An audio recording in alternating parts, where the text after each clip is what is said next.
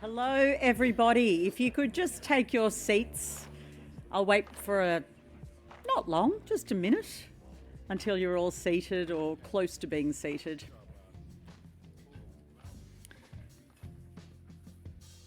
Well, hello everyone and welcome to this night of ideas and debate about the future of entertainment here at Melbourne Connect. It is so great to see so many people turning up for what will be, I promise you, a riveting night. Before we begin, I want to acknowledge the traditional owners of the land where we are meeting tonight, the Wurundjeri and Woiwurrung and Bunurong peoples, and pay my respect to their elders, past, present and emerging.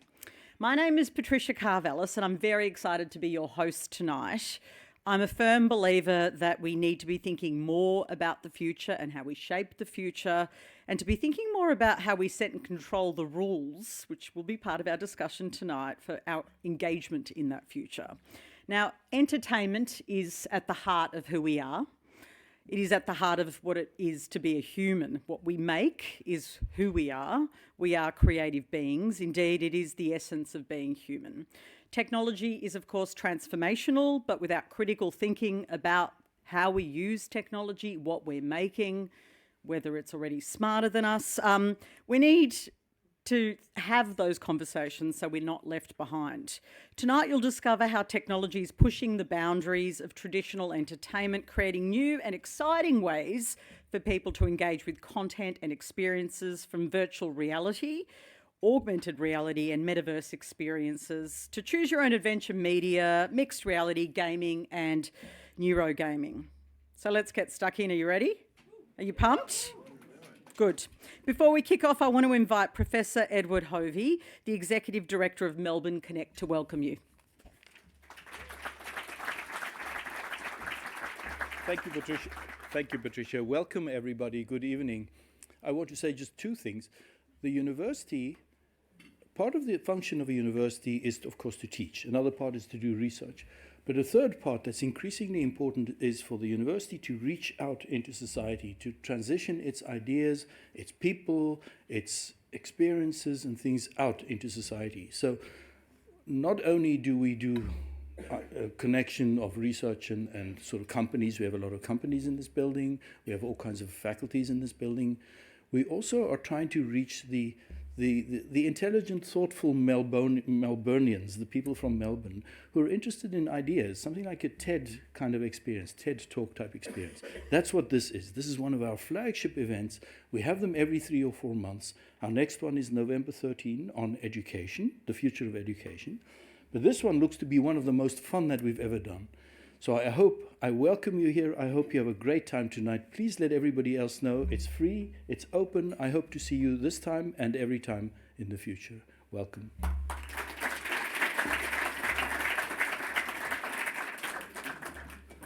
I forgot I need to introduce the next welcomer is Professor Marie Sierra. She's the Dean of the Fine Arts, the Faculty of Fine Arts and Music.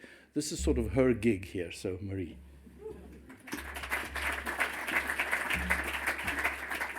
Thank you, Ed. My gig. That's very generous. That's a very generous claim. Thank you so much for that. And I also want to pay my respects to our Indigenous elders, past, present, and any Indigenous people who may be here with us tonight. And in the Faculty of Fine Arts and Music, we're primarily down at South Bank. We're up here at Parkville as well. We spend a lot of time talking about the question of how we would be entertained and provoked and led to think about terrific things in the future.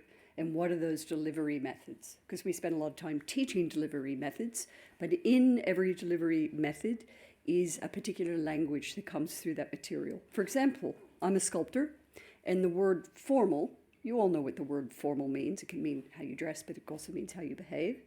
In sculpture, it means something else completely different. It means the form is primary rather than the conceptual idea. So it might be what the artist puts forward first. So every one of these different techniques has its different language, its different culture, its different histories. Some of these histories are very short, but some of them are moving very quickly and taking us over.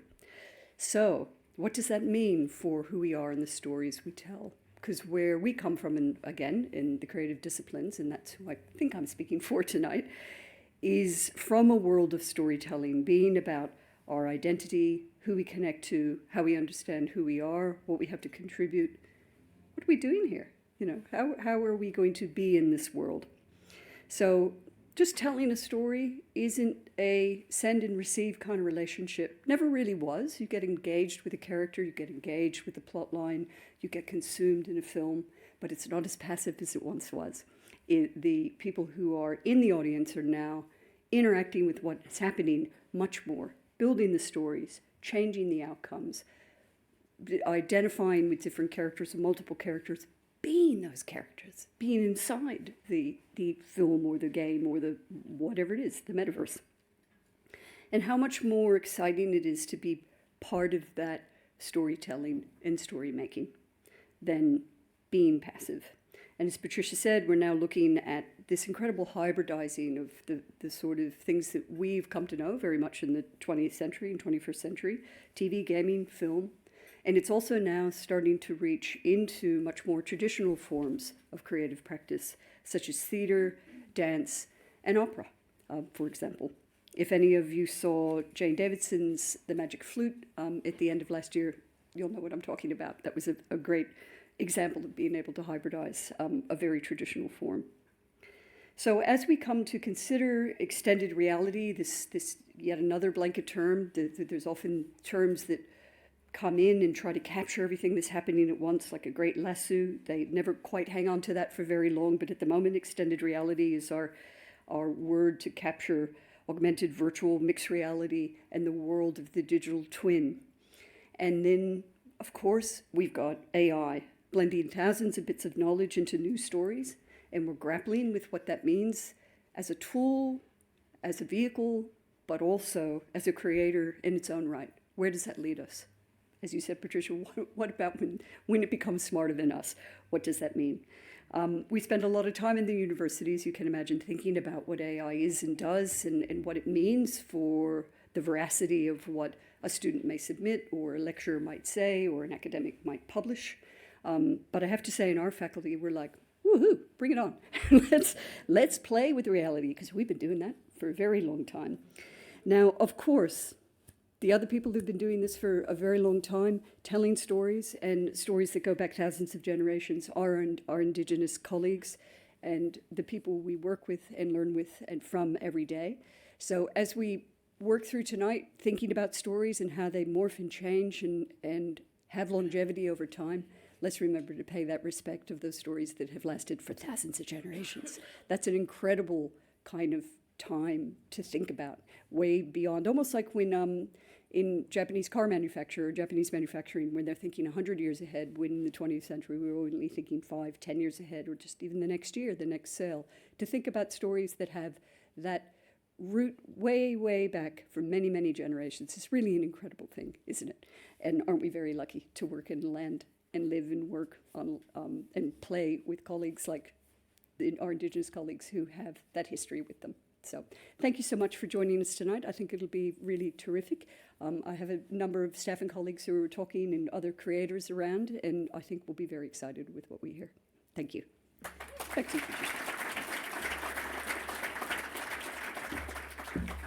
Thank you, Professor Sierra. And isn't that an excellent point about storytelling in this country and its longevity?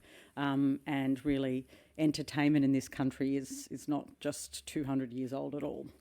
Look, the first section of our conversation will explore new modes of content creation, storytelling, including its uses for education, entertainment. As we've told you in the invite, it's all about entertainment, but its other uses too, healing. Our keynote on this tonight will be delivered by Sir Jonathan Mills. Now, Jonathan is a composer of several operas and other pieces and the Vice-Chancellor's Fellow at the University of Melbourne. This is a recorded keynote. Thank you. I would like to acknowledge the traditional owners of the land on which we gather today, the Wurundjeri, the Woiwurrung and Bunurong peoples. I pay my respects to elders past, present and future, and acknowledge the importance of Indigenous knowledge in the life and work of this university. I must apologise for not being able to be with you in person for the 4th instalment of Melbourne Connect's Future of series in 2024.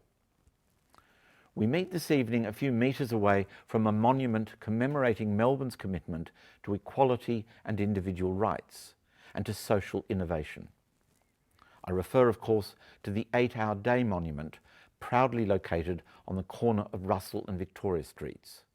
An impressive granite column surmounted by the famous 888 figure, which in turn supports a golden sphere confidently asserting the universal importance of the rights of all working men and women to have an equal amount of time for work, rest, and recreation. The very phrase work, rest and play owes much to those practical social innovators, most especially to the influence of the Chartists and their passionate and urgent interventions during the worst excesses of the Industrial Revolution in the 19th century. When Scottish stonemason James Galloway and others convinced a meeting of employers and employees on the 26th of February 1856 to implement the 8-hour day, they argued within a context of a society deeply committed to a Christian, predominantly Protestant work ethic, in which such quasi-puritanical assumptions needed to be balanced with a genuine commitment to the physical, spiritual, and social well-being of ordinary citizens. As a festival director and a composer, in wondering what I might say about the future of entertainment, I'm instinctively drawn towards the recreational rather than the vocational aspects of Galloway's radical, historical, and temporal realignment of our lives. For those of us who have always lived in liberal democracies, acknowledging the social innovations of leaders such as James Galloway demands that we also understand the ethical and philosophical traditions in which such innovations were proposed and how they evolved. The very notion of entertainment is loaded with layers of historical and social meanings.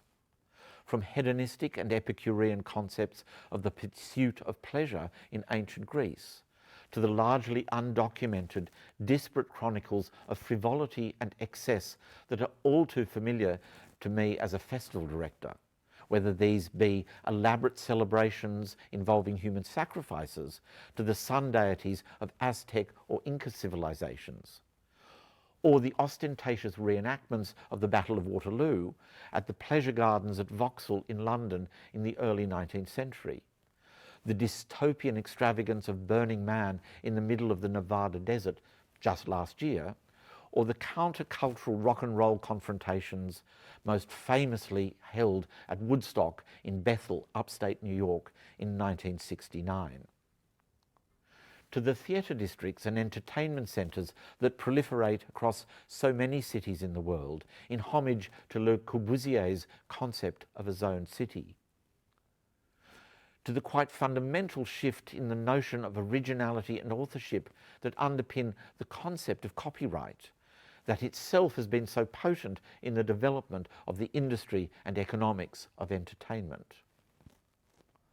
To the myriad bizarre and eccentric local carnivals, Mardi Gras, Shrove Tuesday, Boxing Day all spring to mind, that are such an integral part of any society's expression of its ambitions and foibles. In short, its many weird and wonderful entertainments. What the word entertainment also very clearly describes is an extrinsic concept of social interaction that is apart from other forms of human relations and relationships, such as a prayer or a profession. There are many communities, including traditional First Nations cultures across Australia, in which the very concept of entertainment is so radically different from mainstream society as to be considered socially indivisible and spiritually intrinsic to the very concept of, and fabric of human bonds that exist in these places.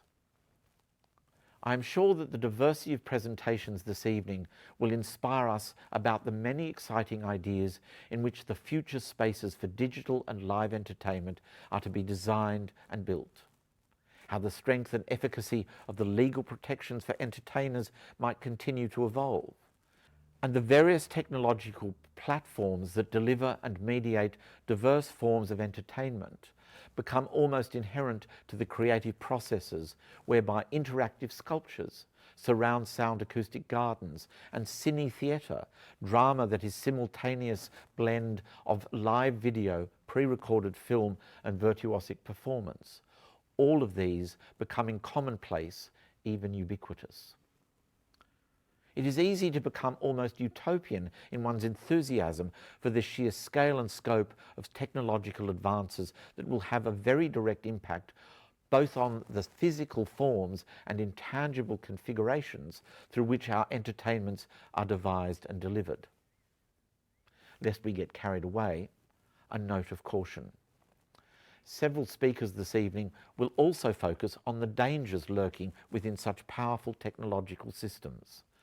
Platforms that can be easily used for the unprecedented and unscrupulous pursuit of pure financial gain, or the misuse of highly sophisticated algorithms specifically designed to predict and codify human behaviour, all of which greatly augment very real risks of addiction and isolation in a world of entertainment mediated itself through the channels of social media. I am deeply concerned about the convergence of communications technologies and behavioural psychology, placing the most primal Pavlovian urges of stimuli and rewards at the centre of awe-inspiring systems of augmented and artificial intelligence. In June this year, I attended a meeting in Kyoto, Japan, hosted by a group of extremely eminent tech gurus. Collectively, my hosts, many of whom are household names, have been at the epicentre of the IT and social media revolutions for decades. Together, they have designed or produced a multitude of technological tools which are ubiquitous, from Google and LinkedIn to DeepMind and online platforms for everything from equity trading to genomics. Literally every conceivable social interaction and tradable commodity, including things as intimate as personal treasure and human tissue. All anyone wanted to talk about in Kyoto was the impact of AI on all of us everywhere. For the avoidance of doubt, this meeting did not focus on narrow artificial intelligence, systems that are designed to perform very specific utilitarian tasks such as Siri or Alexa. The focus in Kyoto was firmly on artificial general intelligence, what was once called augmented general intelligence. The distinction is crucial. Increasingly, we all rely on miniaturized and personalized forms of technology. Associated with this prosthetic reliance is a cognitive flatness that may have the long-term impact and effect of reducing sensory acuity and awareness. Unfortunately, as those who care only for profit have discovered to their considerable monetary gain, entertainments that are designed and distributed using the algorithmic potency of AI are ever more financially reliable and rewarding. The immediate challenge we face is not so much about the extravagant claims of AI replacing human minds. It is to be found in more pernicious patterns of human behaviour. What the philosopher and critic George Steiner says and describes in his book, In Bluebeard's Castle, as technical advances superb in themselves, operative in the ruin of primary living systems and ecologies. Our sense of historical motion is no longer linear, but as of a spiral. He says we can now conceive of a technocratic, hygienic utopia functioning in the void of human possibilities. I return to James Galloway and defer again to his aspirations to seek balance in the ways in which we seek to conduct our lives. As with the unprecedented advances of the Industrial Revolution, we too now must contend with forces that disproportionately disrupt our sense of equilibrium and well-being. As a composer, let me provide a musical example. In June last year, a 1.8 metre tall robot called Ever 6 conducted the National Orchestra of Korea. It shared the podium with a flesh and blood maestro, Sul Yo Choi. Depending on whom you asked, the results were riveting or dispiriting. While the consensus amongst the musicians was that Ever 6 was accurate, Choi was musical. In a world in which environmental stimuli are crushed and obliterated, where our only scapes are urban scapes and increasingly metropolitan, will there become a time when we scarcely notice or care? I hope we all do care, passionately, disproportionately, and that the intuitive aspect of that care and concern is what defines our whole being. To assert the presence of an ear for music, a way with words, a view of the world, having all the right moves. I wish to argue for an intrinsic, multifaceted definition of human capacity and consciousness, and as a musician, to make the claim that our artistic capacity is a form of synthesis that is unique to our species. To ignore or diminish, to trivialize it, and reduce it to a mere algorithmic equation masquerading as entertainment has the potential to undermine our entire being.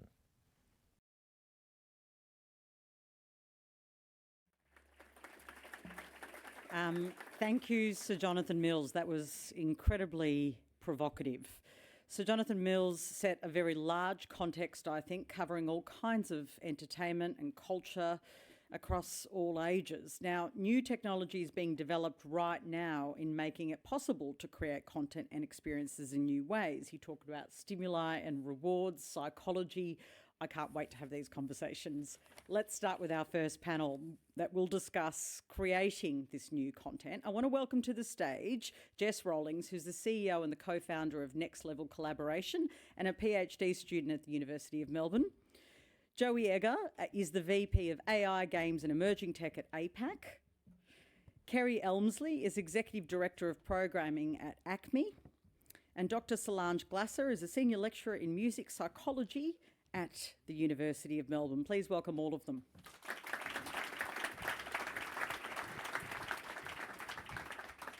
Now, Jess Rawlings, take it away.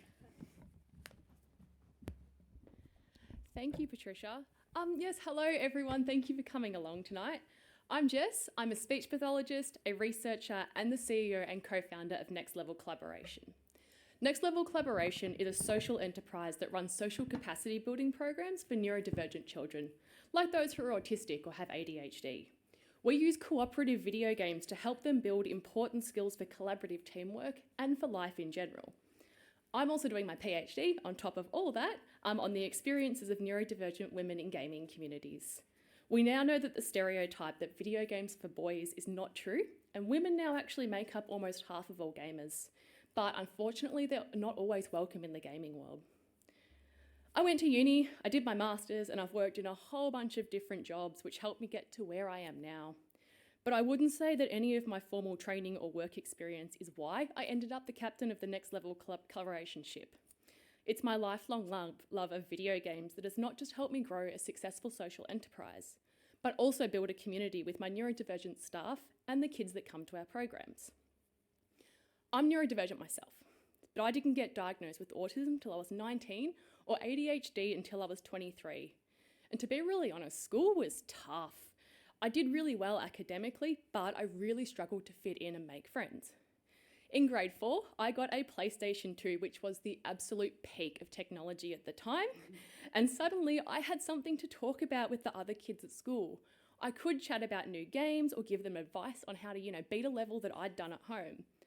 I wouldn't say these interactions usually led to ongoing friendships, but they were still opportunities for social connection that I otherwise wouldn't have had. Gaming technology has evolved quite a lot since the PlayStation 2 era, and video games have gained more and more recognition as an art form that can also allow users to express creative freedom.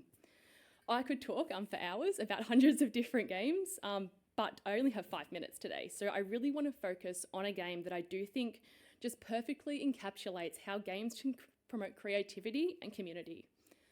You might have heard of Animal Crossing. which is a series by Nintendo where players take control of an island populated by animals. Players are given a huge amount of creative freedom to landscape and design the island and design their own houses too, with over 4,000 different items. And the game's community actually encourages players to share their designs and help fellow players get the items that they want. So Animal Crossing allows players to visit what's called Dream Islands, and these are like a copy of the player's islands that don't involve interaction with the island's owner. Some players use these dream islands to seek inspiration for their own projects, but others have designed their island to actually create an experience for their dream island visitors. These islands tend to have like sequential events where visitors can come and explore, and they actually tell a story by strategically using in-game items rather than any written language or words. Players can also visit the live version of islands, and this is where they can interact with the owner and other players. Animal Crossing became very, very popular over COVID lockdowns for this reason. There we go. Because of these live visits, and these allowed players to actually hang out and play in a virtual world when we were all stuck inside in our living rooms. So all these pictures from my slides are actually from island visits with my friends during COVID, and you can see we actually held a birthday party for one of my friends.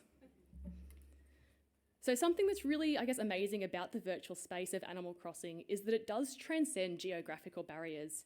Some of the players in these photos are actually from the US. And for people with disability, virtual spaces can also help remove accessibility barriers that might be present in the physical world. Things like car-dependent urban planning, lack of wheelchair access, and even things like chronic physical health symptoms can make it really difficult for some people to meet up in the physical world outside.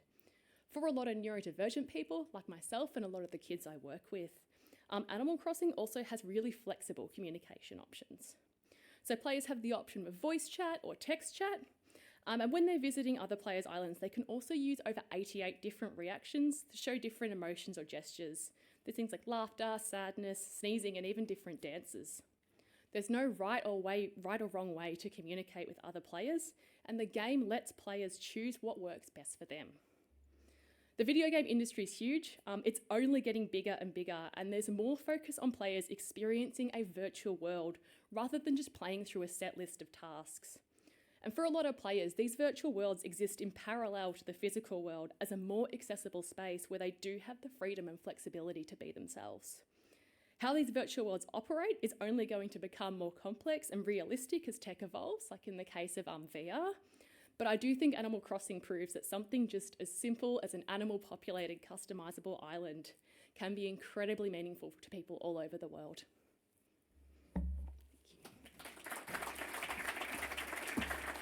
That was great, Jess. Thank you. Joey. Hello, everyone. I'm Joey. I work at Dept Agency. We're a global agency that blends everything from marketing to technology, and my focus, which is kids. So I'm VP of Games and Innovation for the APAC region, and one of the things I love about my job is that I get to think about kids' content, but how we can think in the future about what kids are doing. So just a quick overview of what we do. So we do make a bunch of games for kids' TV shows, for organisations like PBS Kids, Sesame Workshop. We do some fun stuff for ABC as well. And we've done lots of really great innovation stuff, including VR, AR, second screen, and also helping kids with needle procedures using VR.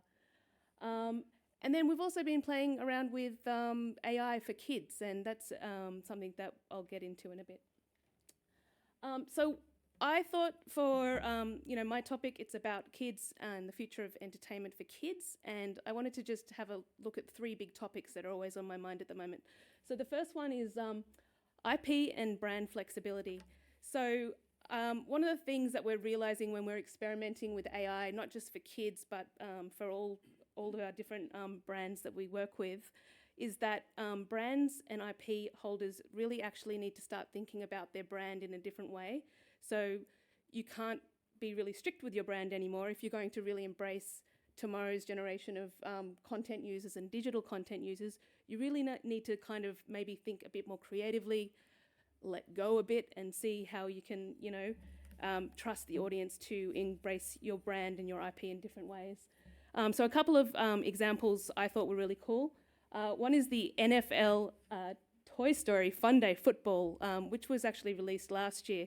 But one of the great things about this, it's blended the Toy Story brand with NFL, and they're actually using RFID chips in the players' shoulders, and they're actually live tracking in real time the play-by-play game of the football game. Sorry, my words. And what's amazing about this, they've transformed this into a Toy Story world. So you're really embracing new audiences in new ways, and new ways for children to embrace the sport as well. The other one is PBS Kids. They're really starting to embrace AI in really meaningful ways. They're being very careful, of course, and one of the things that they're looking at is things like conversational AI, so ways for children to be able to engage with TV shows and engage with web games in a way that they can actually have real conversations with the characters during the story, which is very cool.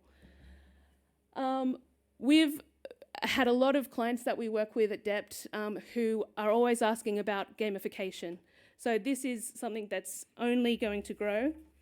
In fact, from the 2024 GWI playbook, more Gen Zs play games than the number who say that they eat breakfast every morning. So that's a nice little thing. So yeah, we've had people from banking to insurance to kids brands and everything. Everyone's like, can I have one gamification please for what we're doing? So it is something that can be really meaningful on all these different platforms, but at the same time, gamification of things is something that can't just be thrown onto products. It's got to be something that is got to be really intentional and meaningful. And for kids, something that we're already doing, I guess. And then finally, AI, play and safety. So this is the one that's kind of contentious for me. I am actually diving head on into AI, and our team are playing with every kind of tool that we can. And so one of the things about this is you've got to be really careful with how kids are using AI, not just for data privacy, but in the way that you really can't trust how models are working. Even if you put all these safety gates around them, you have to be really careful. A few examples that I think are really cool in terms of the technology of AI that can be really beneficial for kids are kind of showing how even traditional kind of forms of play, such as the clay play, can actually be turned into some kind of magic with the use of AI, where kids can actually create whole new stories and whole new experiences with just the touch of a button. We can look at how you can actually create new forms of art and learning and education in different ways, such as the example that you might have seen recently with the Mona Lisa. And then also using AI for very helpful things like finger spelling XYZ, which is out there at the moment, and it's about helping with people learn American Sign Language. Thank you.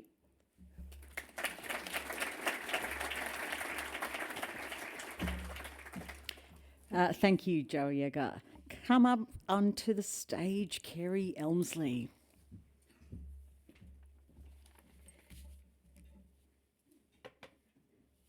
Hi. Well, you'll see we're all bringing paper up here, so that's how future-facing we are.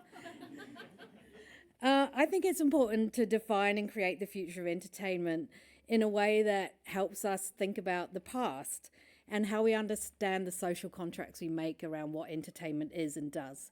And often what's new is old, and then what's old is new, and then it's new again because they got some more VC money.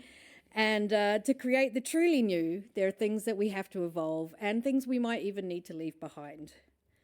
So this is old, but is it new? We convene in real life in spaces and places with spatial formats that we've long agreed are places where we focus, places where we pay attention, places where we go together, and places where we suspend disbelief. See the similarity? This is a Sphere, opened in Las Vegas in 2023, September. I worked at the Sphere for 2 years as the Senior Vice President of Sphere Studios, and you'll see that remarkably, the architectural format of the Sphere, if you put aside all of the world first amazing technology that went into creating the sphere. It's incredibly resonant with the Dionysus theatre you just saw from the 5th century BC in Greece. Also, the rake of the seating is resonant with Shakespeare's Globe from 1599. And the investor whose vision this was, which is Madison Square Garden's primary shareholder, James Dolan, he read the Veldt by Ray Bradbury, which was written in 1950. So we're often living in these techno futures that were visions that were science fiction in the past. So we really need to think about that. But let's think about the way we still do it. We still go to the cinema, and our social contract to go to the cinema is only 100 years old. So even with Netflix and chill, even with the dominance of streaming content, our social contract is we still go and sit together and pay attention. And as of late, we've left the rectangle behind, where artists who've long worked in immersive ways of creating another label, which we'll probably throw out at some time, but another way where digital art, festival formats, and performance art sort of brokered our engagement with non-linear storytelling beyond a rectangle that is often used with LED and projection, is now really mainstream, and it has something that sort of commercial venues are popping up all over the world, and here in Melbourne as well. I'm sure you're aware of the Loom. I'm sure you're aware of many of the pop-ups that Fever are sponsoring, and the way that art galleries and museums have embraced the format. And, at Acme, we're big celebrators of that format. But, with all of that comes the money and the promise, and when we get told what's new. But really, let's think about what's new. Think about all the money that's poured into VR. And, those headlines are from 10 years ago. And then the headline from last year where Magic Leap secured funding from the Saudi Royal Fund. And the Apple Vision Pro is the worst selling product Apple have released. Remember when Pokemon Go gave us the promise of AR? Where 21 million users in its first release. And now people are citing Pokemon Go again, and it's like 2003 again. So all I'm trying to point out is that it's cyclical, and that isn't necessarily bad. But look at what Meta's doing now. They're putting a multi-billion-dollar stake into the manufacturers of Ray-Ban because their AR glasses have had some semblance of success. But does anyone remember the Google Glass? I worked on that launch, and it was, immediately people were known as perverts because they were clocking people, and it died a death. But one of the most interesting sort of reviews is there's no need. So you've got to have a really good use case, and a really good use case for the art that you make or the stories that you want to tell. And I think, that's the question we have is where is the sweet spot between form, technology, and the stories we want to tell? And, oh, look, I pressed the wrong button. I knew I'd do that. But who gets to create them? And I think that's why we're all here thinking about that is what are the opportunities we have? Look at the ways that the older forms of what we call new are still creating pervasive entertainment that is meaningful and accessible by multiple people. Oh, you have to look at this backwards. I can't do it forwards. Well, anyway, I'm going to fail at the last slide. How about that? I think I want you to think about is how not to be conservative, where to put your bets, where to really, really focus on what Australia and Melbourne's position can be as an innovator and as a creative space. I think a lot of the people you're seeing here tonight are significant creators who invest time and energy in Melbourne being a place of innovation for arts and culture, and I welcome that.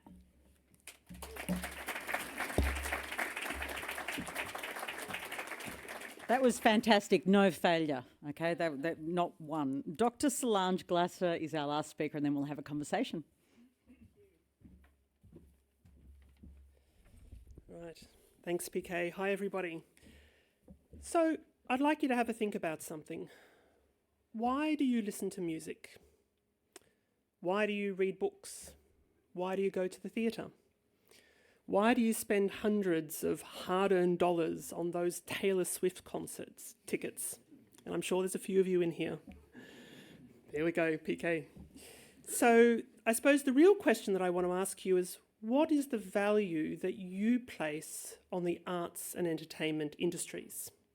Now, each of us here will have our own individual response to that question, but we do have a collective response. And that's to say that the arts and entertainment industry is the third largest economic driver of this country. It employs over 700,000 Australians, many of us in the room here today, and creates over $120 billion for the Australian economy. So it's pretty big, yeah? But when we think about the future of entertainment, disruptions such as those caused by generative AI have the ability to radically shift the way in which our industries work, and indeed to threaten the very foundation of our industry if they're left unchecked. Now, I've been tasked with considering intellectual property and artistic remuneration, and we heard from Jonathan Mills a bit earlier today when he talked about the concept of copyright. So because I'm a music psychologist, I'm going to do something a little bit different, which is to focus less on the technology itself and more on the people, the humans that are the creators, and us as the audience. And we're going to be looking at this from three angles: the audience and the artists as the humans in the loop, and then a bit of a call to action to finish off our panel today. So if you've been keeping tabs on the current state of artificial intelligence and art, you may have come across the following advertisement by the State Library of Victoria. Let's see if I can read it from here, and I'll have to look behind. Explore creativity in the age of AI when Soft Centre takes over the library. Well, I, of course, was intrigued, so I've clicked on the link as you do, and I was, let's say, a little bit surprised by the responses of the people there. Shall we take a look?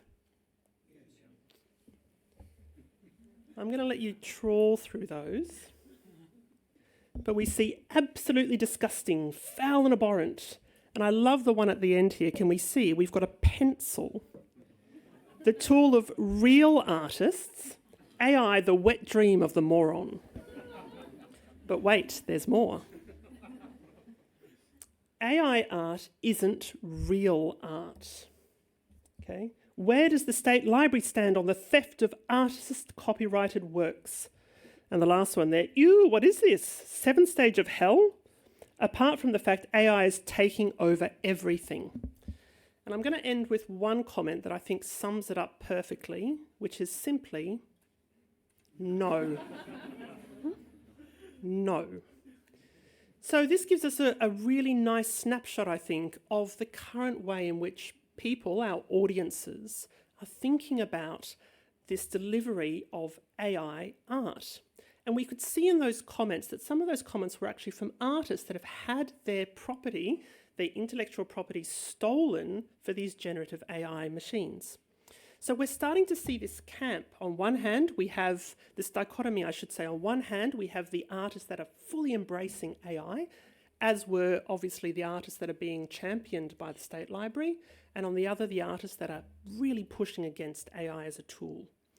And what does this look like? Well, at the moment, we have this human intelligence trend that's going a bit viral on social media, and it's epitomised by this logo that you can see here that was created by the American artist Beth Spencer.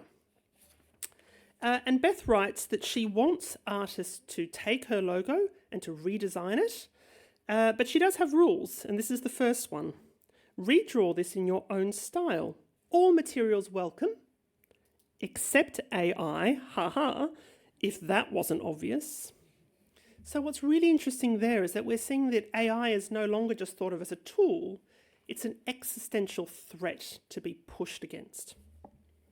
Okay, so all this begs the question, is it possible to be pro-human without being anti-tech?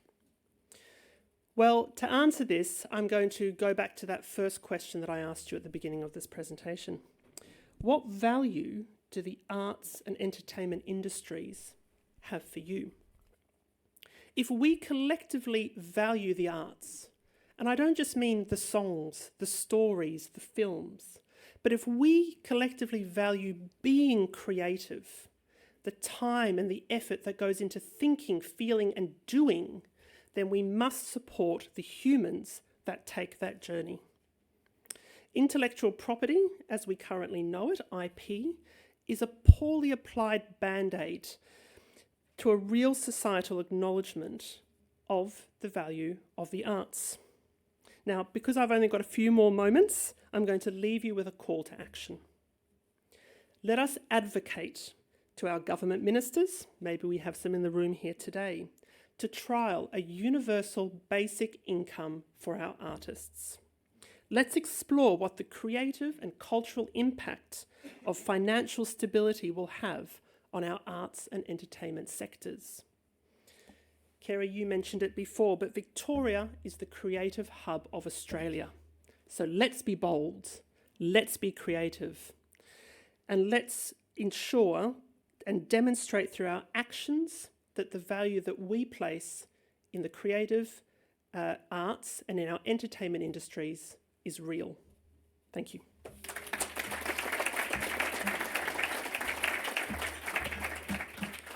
What fantastic speakers you've all been. Okay, I'm going to open it up to questions from the audience in a moment, but I'll start first.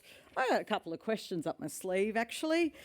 Solange, I want to start with you because we ended with you, and you ended with a call of action, which makes me want to ask the question. And you ask about how do we value the humans? What's the answer to that? Because there is a tension. Those comments, and I see them every day at work too, people are really worried. And they're not worried because they're idiots, right? We can't dismiss their worry. They're worried because they think that the algorithms and the corporations that are making these things are going to destroy real art making. Are their concerns right? So I took a bit of a negative slant in my talk, but I'm going to switch to a bit of a positive one and use a word that we may all be a bit sort of sick of, but I'll use it anyway, that this is a real opportunity for us to reconsider what it is that we value in that artistic landscape. So yes, we can think about the people.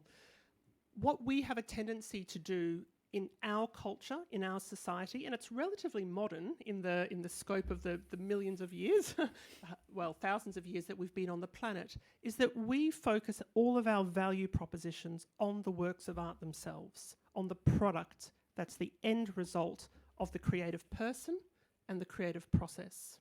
This is our opportunity to say to ourselves as a society, what if we valued that creative process, the well-being and the identity, the positive identity aspects that being creative has to us as human beings? If we were to switch our lens to looking at that, there's the opportunity for us to recreate a society that's less focused on those products, because yeah, sure, maybe AI can do them, and focus more on the people and as us being creative humans. Joey, you mentioned that you are now experimenting. This piqued my interest. I wonder if it did yours too. You're experimenting with AI and kids, and it's worrying you. Anything we do with technology and kids, we have to be really careful. But this is particularly worrying you. Yeah. Why? And you say, and I wrote it down, that that even if there's safety around them, that may not be enough. That is alarming.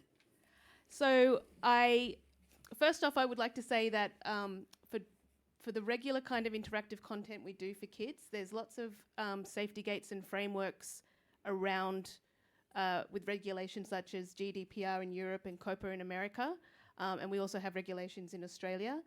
So there's a lot of education there. Because AI is so new, what we're finding is that everything is going so fast and the regulation is trying to keep up.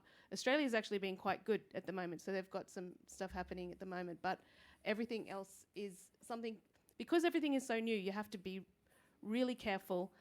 Places like PBS Kids that we work with, and I'm sure the ABC as well, they're the best people that we are working with because we know that they're the ones who are putting the safety of kids first, and that they will be looking at they will be assuming that they're going to be following regulations that if they're not in place now, we know that they will be in place in the future. But there's bad faith actors. That's the problem, isn't it? That's the problem. There's bad faith actors, and there's bad faith actors in new ways where it's looking at not just the data that's being collected, but also looking at how you can use AI to maybe trick kids in different ways.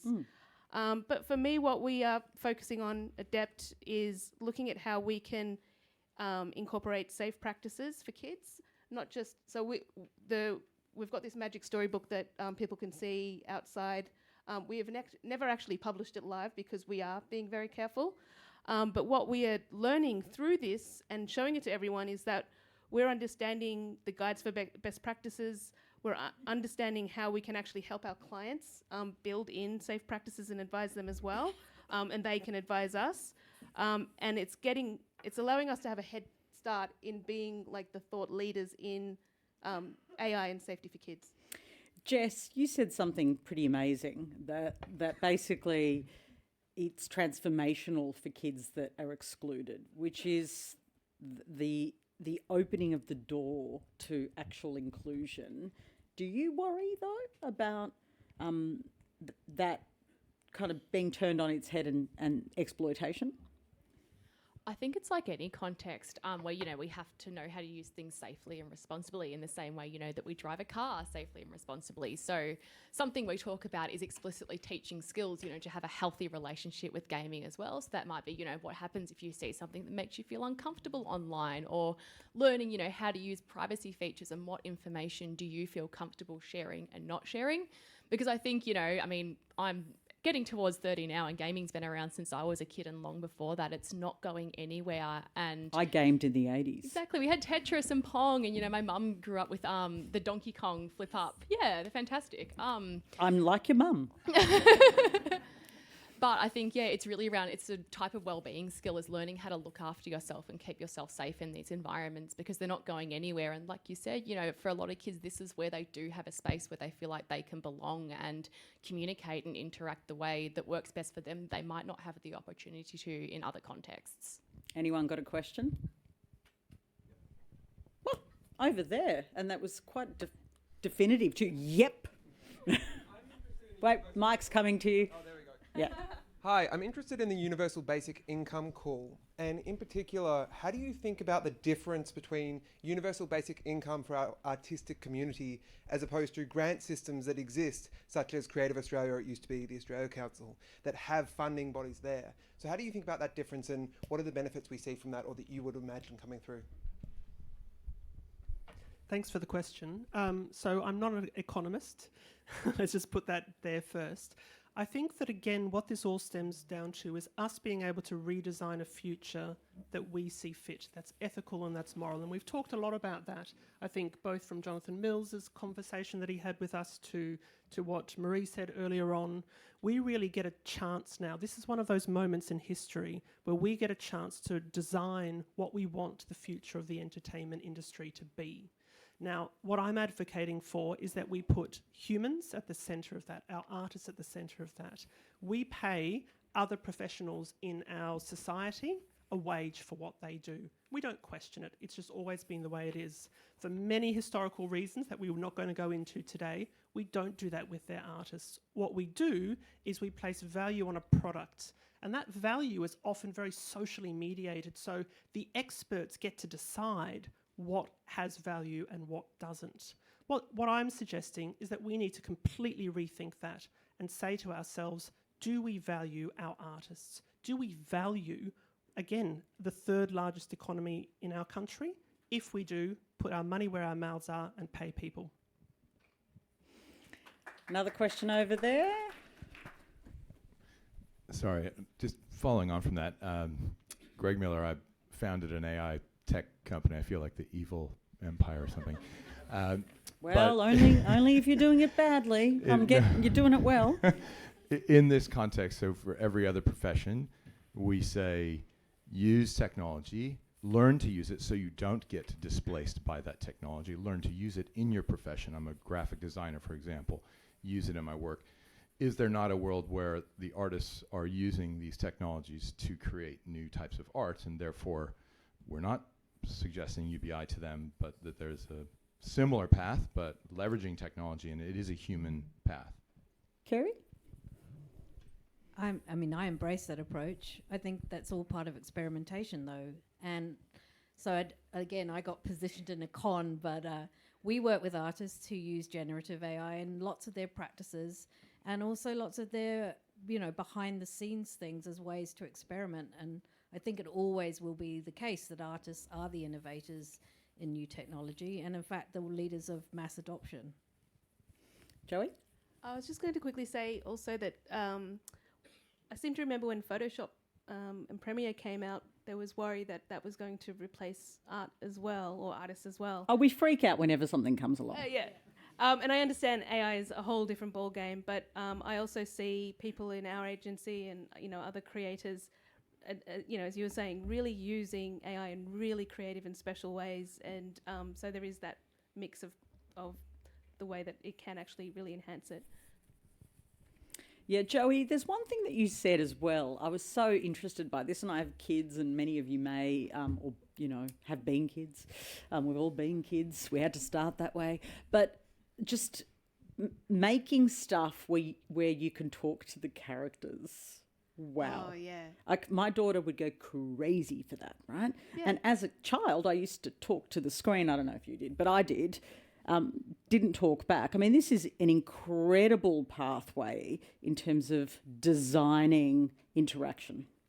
Yeah, I mean, this is one of the great possibilities that AI gives us, is that you can create shows, you can create educational shows where some kids in the classroom might be very shy or might not have the ability to express themselves, and suddenly they can share their feelings, Daniel Tiger's Neighborhood style, and have conversations with their favorite characters and have meaningful conversations back. So I think it's really exciting. Kerry, final word to you. You said something interesting about the cyclical nature, and I did love, the Greek amphitheatre juxtaposed with, Vegas. Like that is really the human story. So we're in this cycle now. Where is it a different cycle, or do you think we're just back on the same road? I think it depends what values you want to ascribe to, but I think the challenge of the cycle we're in now is intrinsically connected to climate, because we're running out of compute and there's rolling brownouts across America because of how much energy AI is using. So that's not a moral statement. That's just a practical statement of, if we want to lean hard that way, we're going to have to change our whole systems. And it's just about adapting what is society and how we want to keep going and keep telling stories. We are going to take a short break now, and we will be back with new ways of delivering and experiencing the content. But before you do take your break, please thank these 4 wonderful people.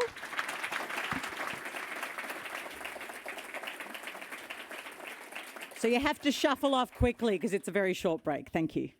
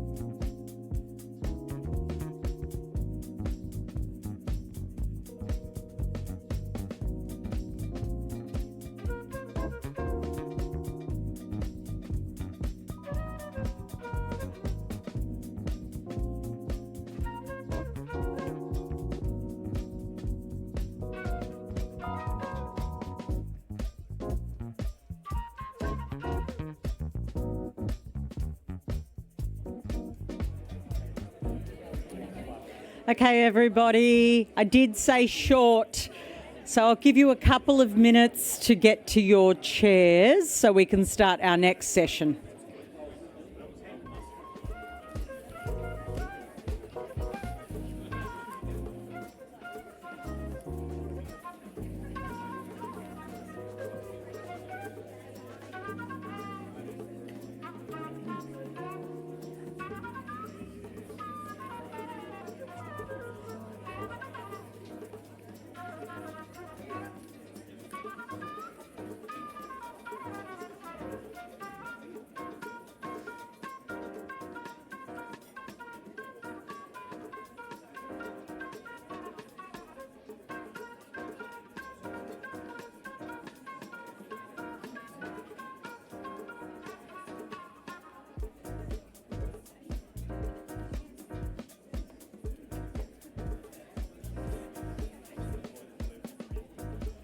Okay.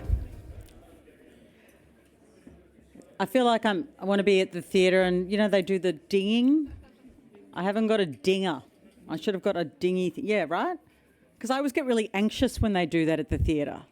I don't want you to feel anxious. It's about entertainment. So, okay, our next session is on technology. So, new ways of delivering and experiencing the content.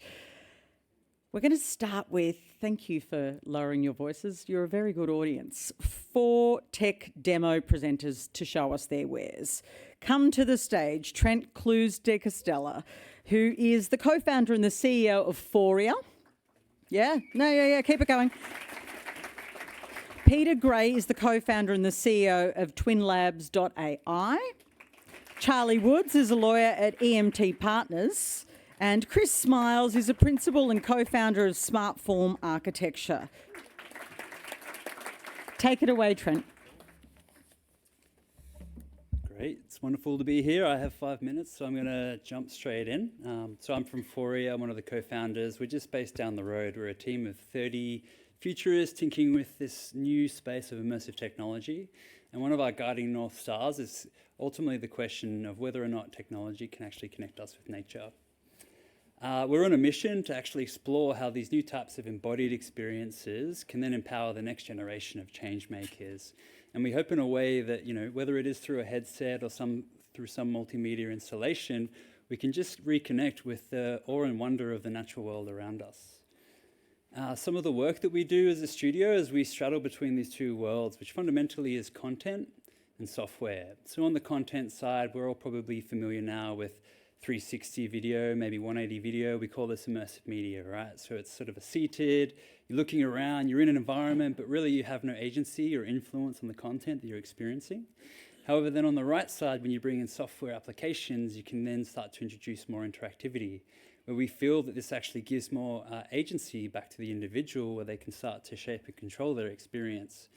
And then if you start to blend these tools and mediums together into physical environments, like the one we're sharing this evening, we are actually deepening our connection to the place that we're physically in. And this is something that's a new space that we're exploring that we call spatial storytelling. And it's around that connection to place that's really important. So one quick example of some of the work that we're doing at the moment is we're working on a new production called Symbiosis.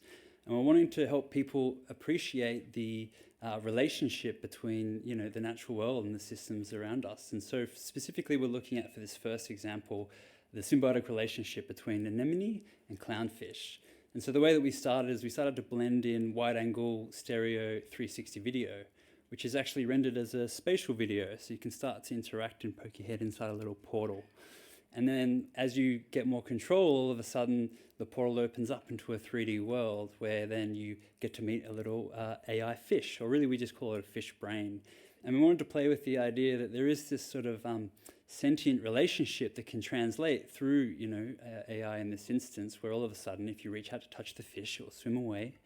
If you start feeding it little baby mice or shrimp, it might bring out its little Nemo family and come have a play. And so we like to think in terms of the future of entertainment, what is an aquarium of the future? Is it a world where, animals are kept in captivity? Or is it these experiential spaces where, say, mixed reality can then actually substitute the need for the physical, animals in that context? And so we've been on this journey for 10 years, and we've seen a lot of really interesting changes. Maybe it is a cyclical pattern, as Kara is pointing out. And I'll never forget some of the early days and challenges that we've had to work through.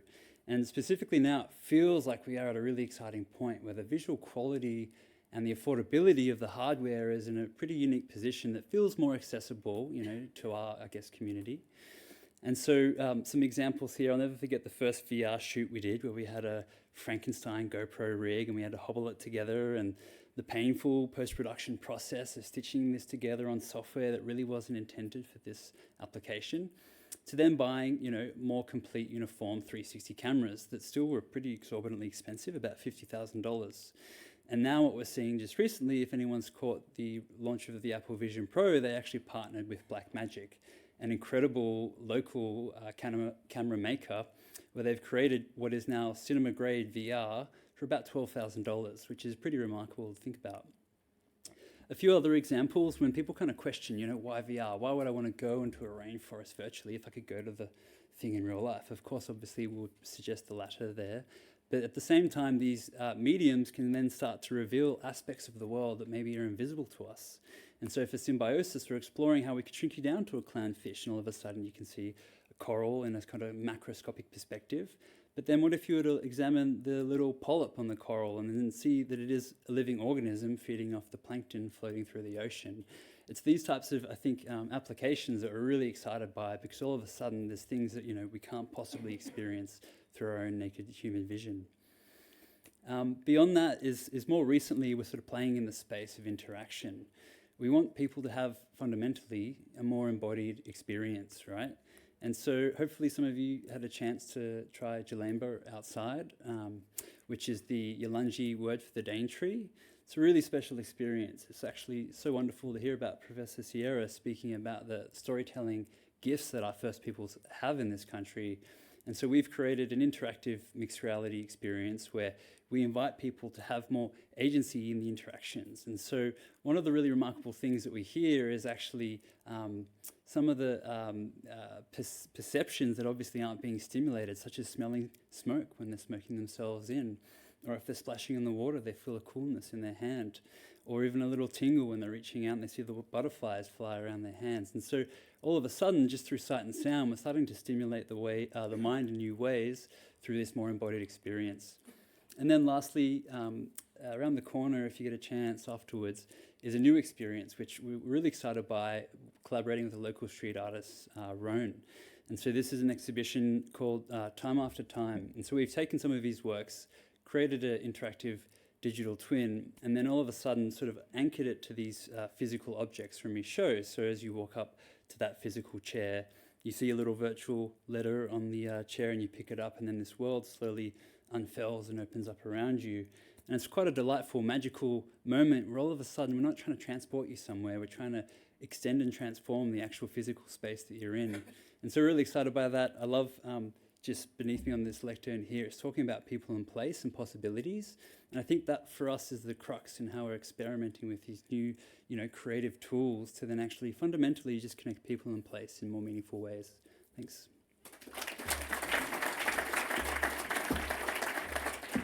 Trent, that was amazing. Peter Gray joins us now, co-founder and CEO of twinlabs.ai. Well, thanks everybody. I'm thinking about entertainment from a little bit of a different perspective. We're in Melbourne, the sports capital of Australia. Sport is entertainment. I was pretty fortunate about a week and a half ago, I was standing in Nice, the finish line of this year's Tour de France. I'm a lucky guy, I've done that 10 times. And basically, you think about... I have not done the race. I'm a bit too old and a bit too fat. But the Tour de France, it's a massive, massive event. Okay, it's 3,500 kilometres around France, 3 weeks of racing, and there are thousands of people involved in putting on the event. There are millions of people on the roadsides, and then there are audience around the world of billions of people. It's a huge, huge thing. So, as I said, this has been my 10th Tour de France, which is pretty cool, but over the last 10 years, we've been focusing on how do we bring new experiences to the fans. This is an event that happens in very remote areas. So using technologies like IoT, real-time analytics, being able to put information into the TV broadcast, create new digital products, being able to create augmented reality experiences, some of the things we've spoken about today, gamification, live data insights, helping people understand what's happening in this race, that sometimes there's 30 kilometres between the first rider and the last rider, making that all accessible. But putting technology in the hands of the fan is sort of one aspect of the equation. As I said, it's a massive event. Operating an event like that is an incredible operational and logistical challenge. Keeping track of where all the vehicles on the race course. This moves every single day. All of these assets, all of these spaces move every single day to a different random little French village. Trying to figure out how to monitor and manage crowds, millions of people by the roadside. How do you do that safely? Factoring in all the weather conditions, and you're in the outdoors, not in nice warm spaces like we are here. A whole raft of other variables that you've got to deal with. So, and I've forgotten my slides, but some pretty pictures of mountains and snow and sunshine. But how do we do some of this stuff? So to help operationalise these types of events, we've created a digital twin of the Tour de France.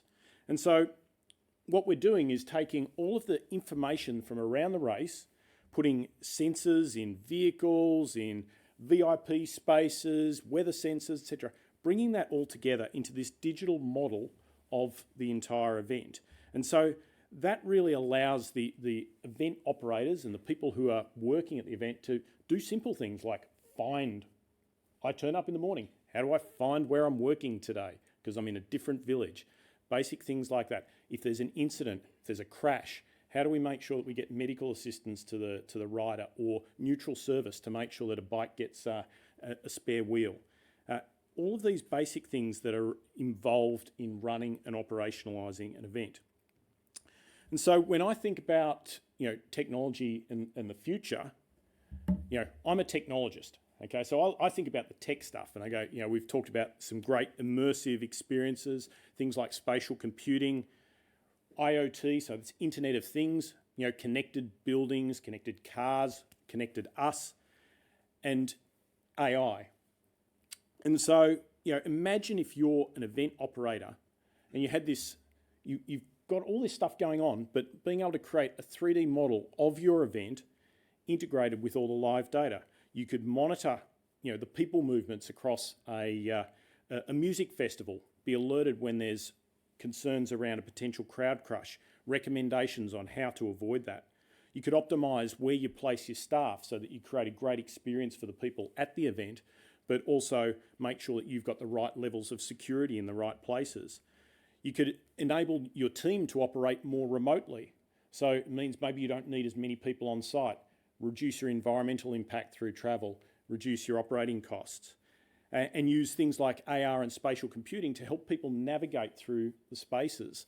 And again, just improve those experiences for both your staff and for your people. So many of the technologies I think about as we move into the future, we've spoken about being based in the past, they're here today, but it's then about how do you operationalise those? How do you make them real? And particularly in really complex, difficult environments like somewhere like the Tour de France. So that's really what we're about at Twin Labs, and been working with NTT Data around all of that, turning those, imagine if we could do this, into what can you actually do in the real world here and now. So thank you.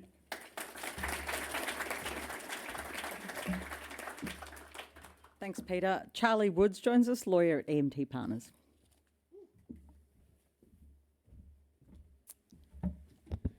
Hi everyone, my name's Charlie. As mentioned, I'm an entertainment and media lawyer at EMT. But today I'm here to speak to you about something different than the law. Actually launching a new creative agency called Vague Labs. This agency I run with a bunch of talented artists and a tight-knit crew that came out of the 2020 lockdown when music events were shut, the way in which we share and embrace community with each other was adapting, and quite frankly, we couldn't go to gigs, we couldn't experience music together anymore, and we're stuck to whatever was charting on Spotify.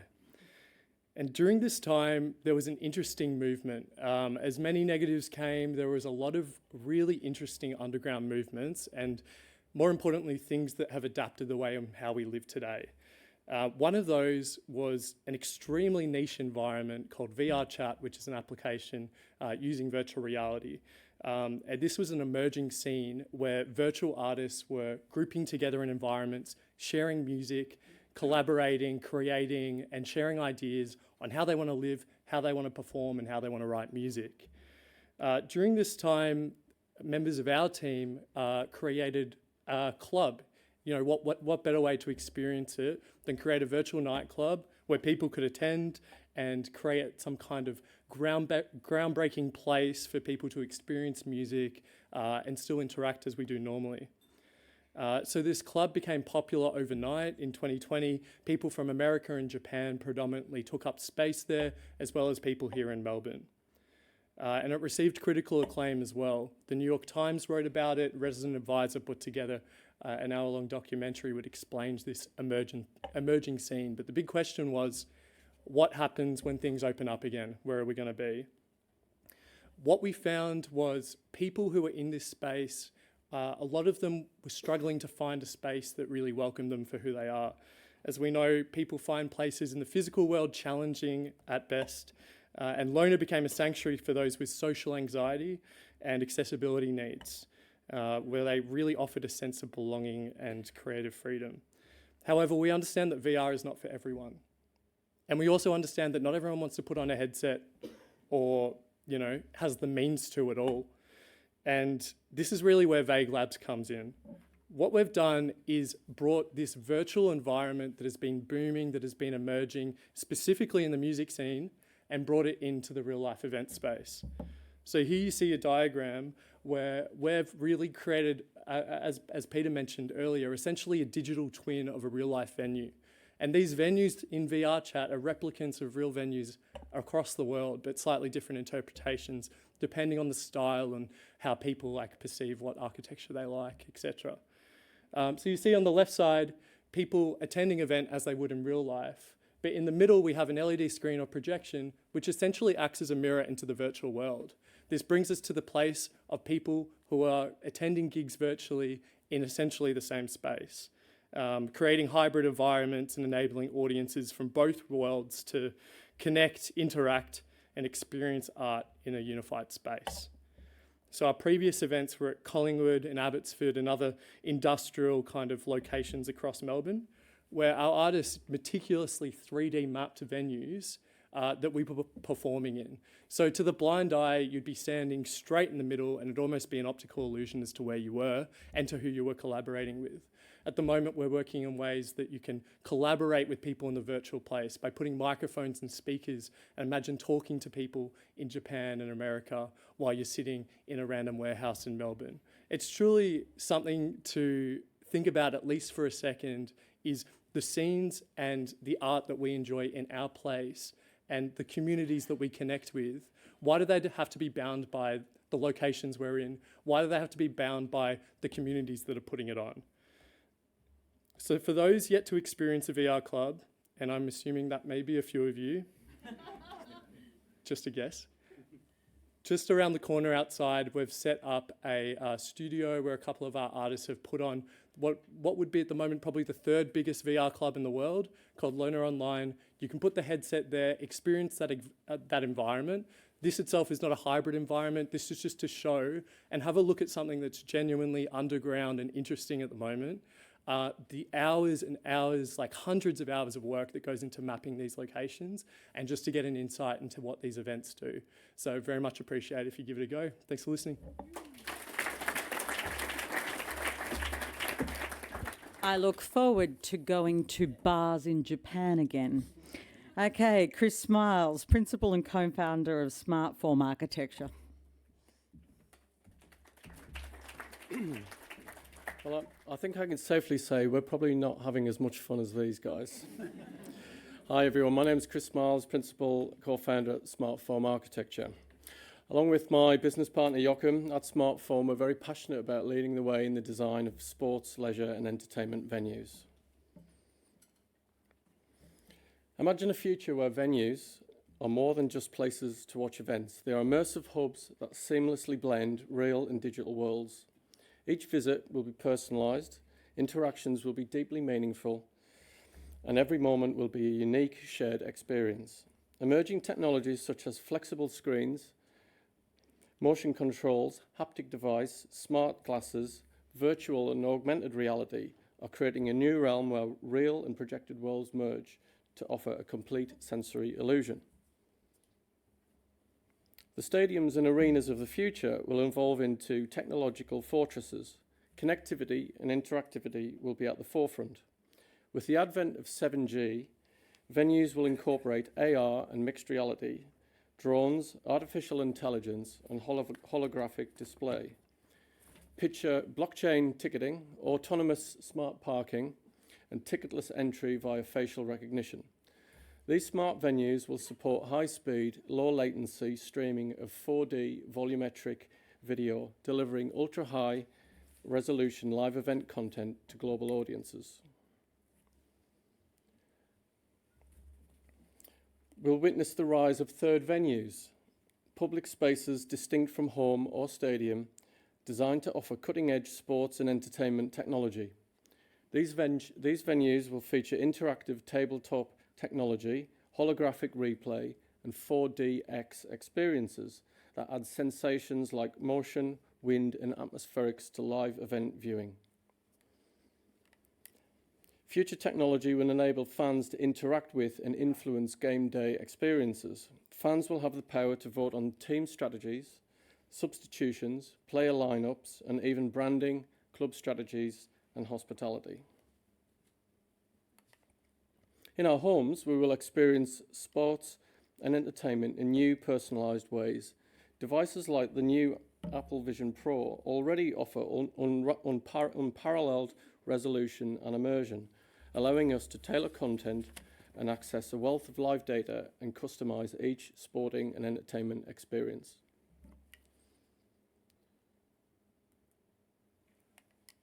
Highly adaptable, smart floor, wall and ceiling systems will create dynamic backdrops to sports, leisure and entertainment venues, transforming the environment to match various themes and events. Products such as the ASB Lumiflex glass floor system will evolve further and we'll see wraparound LED volumes and in-camera virtual production blur the boundaries between film, sport and entertainment.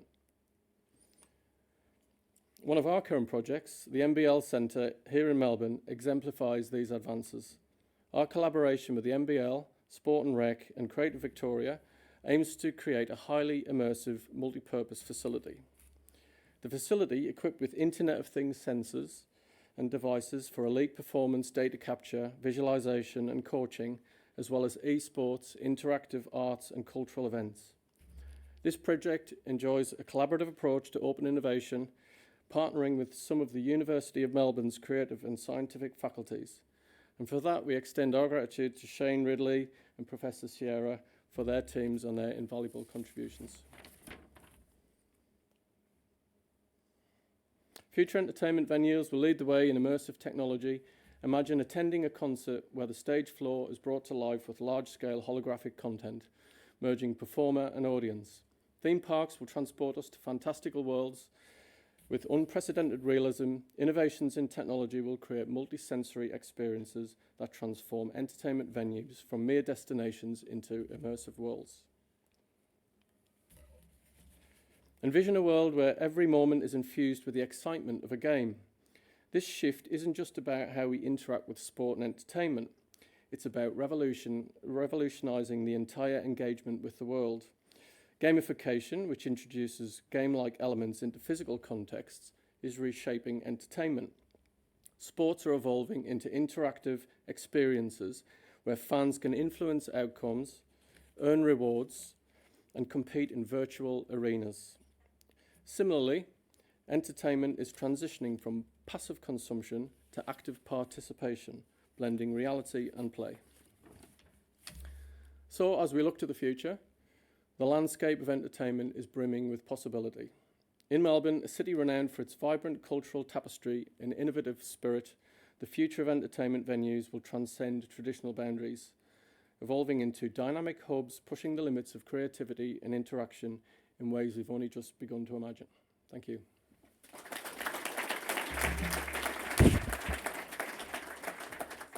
All right, thank you guys. Please thank them again.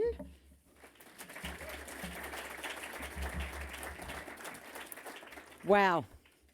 Did you have that reaction as well? Were you like, wow, what am I doing here in this stadium? How am I hanging out with fish? Anyway, okay. So what are the questions surrounding all of this new technology? My next panel has some answers. Joe Costanzo is the Chief Technology Officer at PMY Group. Adrian DeLuca is the Director of Cloud Acceleration in the Asia Pacific region, Amazon Web Services. And Dr. Merida Sussex is the co-founder of MetaGen. Joe, come and take it away. Thank you. Yeah, good evening. Interesting group. There's been a lot of interesting conversations. We were talking earlier just about kind of the way it really makes you think, like looking at both sides of technology. I'm going to talk a little bit about PMY and kind of what we do. I think one of the things that I'll probably say is that we're an enabler. So whether that's good and bad, what we do is we enable technology for very large organizations. Well, no slides.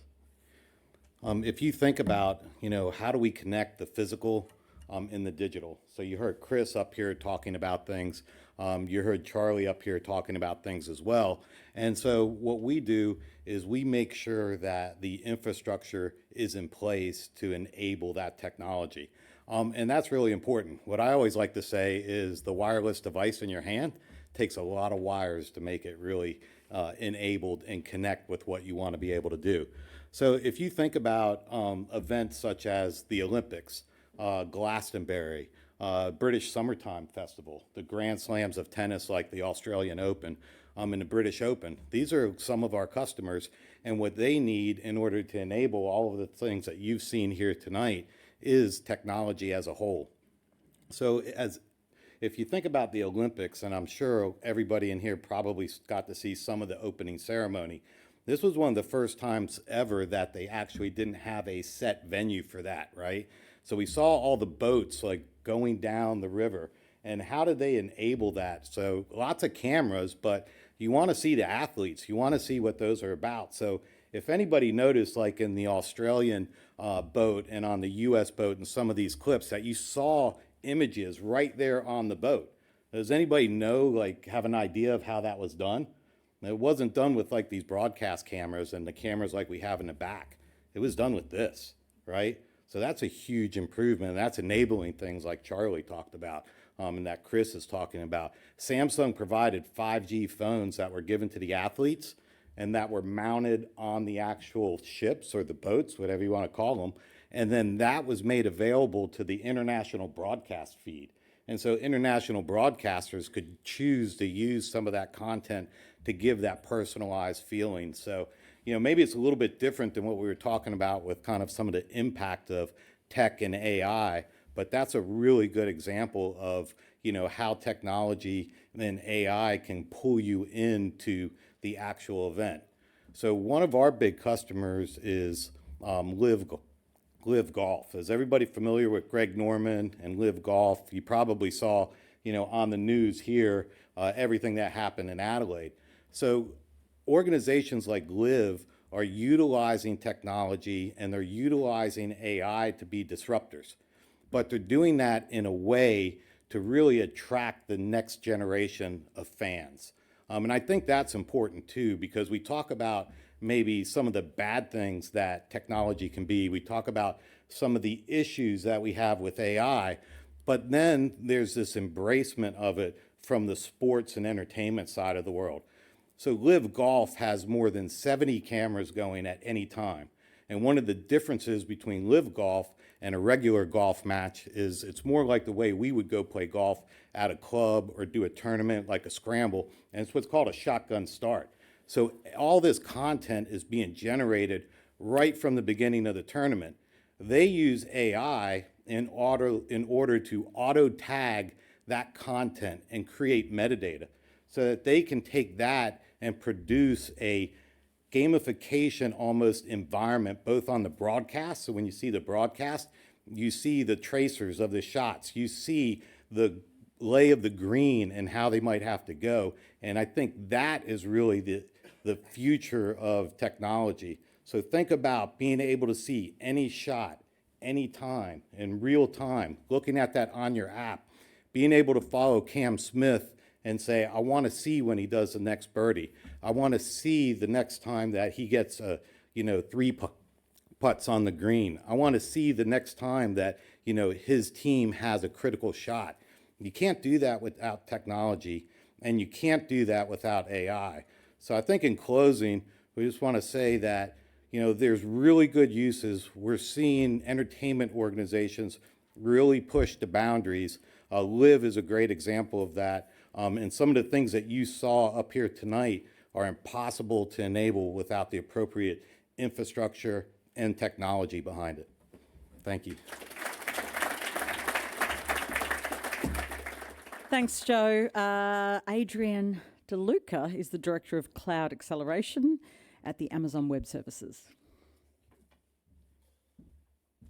Thank you, Patricia, and thank you, Joe.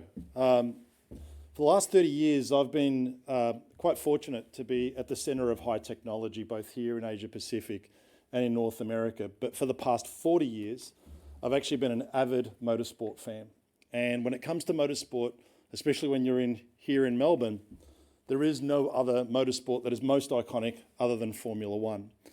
For the last 3 years, I have been also even more fortunate to be able to be working in the intersection of both technology and Formula One. And I've followed these guys around for the last 3 seasons. So I thought I'd share a little bit of insight into how this sport has evolved. If you tune in to a modern race that is broadcast today, you'd be forgiven for thinking that this is a highly polished product that has been in development for 20 years.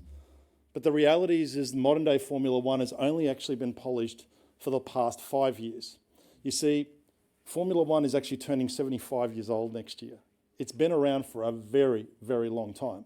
And it's also had a checkered history, and sorry for all of my metaphors that I'll use, but it really has. It's been a sport that has gone up and down. It has been a story of many failures from not just failures on the track, but failures financially. But there was a turning point. In 2016, Bernie Ecclestone, who has been the longtime owner of the league, sold to Liberty Media, a large media conglomerate out of the United States. So what was really interesting is just the phase change that the sport has actually undergone. Bernie Ecclestone was very much closed around sharing the content. He was protecting the IP. But Liberty Media really wanted to open it up. They paid a pretty penny for it too, $8 billion. At the time, it was seen as ludicrous money to be spending on a league. But they had a vision. They had a vision of truly taking the sport to its global standing. If you look at what Liberty Media have now done over the last couple of years, the numbers are just staggering. This year, there's going to be 24 races around the globe. But listen to this. Imagine how many people it takes, or imagine what technology it takes to actually tune into, or have 1.5 billion people tune into your sport every single year. All of this was not possible. The other big problem with Formula One, as they were looking at it, is if they wanted to expand around the world, not everyone has a television, believe it or not. I was actually in India just last week, where a majority of new generation cricket fans are not dialing into a linear broadcast. They're dialing into their phones. And so bringing a digital experience was really important to them. Something that is really different about Formula One compared to a lot of other sports is that unlike a ball sport where the action is happening around the ball, in Formula One, the action is happening around a circuit in different places and quite often at the same time. So being able to expand the sport required them to educate new fans, actually understand what's going on. And I've experienced this firsthand for the first 20 years when I was watching the sport with my wife. She would walk out the other room. She would not understand it. But it wasn't until we actually started to educate fans about what was actually going on. When we sat down with Liberty Media to start looking at the experience that AWS wanted to provide them, they gave us a very simple mission statement. It all starts with the fans. Work backwards from what our fans need. And so what we did is looked at a very ambitious project. We didn't look at just using machine learning and analytics to be able to monetize the sport. We used it to educate fans about what's actually going on.